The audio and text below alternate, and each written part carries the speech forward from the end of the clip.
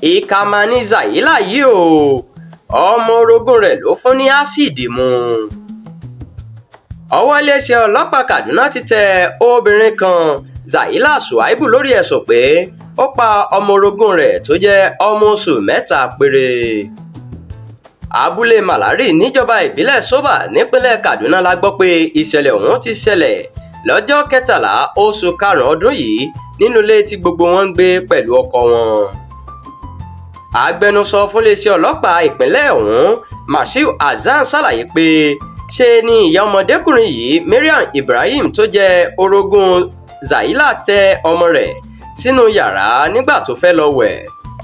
Nígbà tó sì máa fi padà dé láti balùwẹ̀, ọwọ́ orogún rẹ̀ ló ti bá ọmọ náà. Nígbà tó gba ọmọ rẹ̀ padà ló ṣàkíyèsí pé nǹkan funfun jáde láti ẹnu ọmọ náà, bẹ́ẹ̀ ni ojú ọgbẹ́ wà lọ́rùn rẹ̀. Kò pẹ́ sí àsìkò yìí rárá tí ọmọ náà fi dákẹ́ tí kò sì mí mọ́.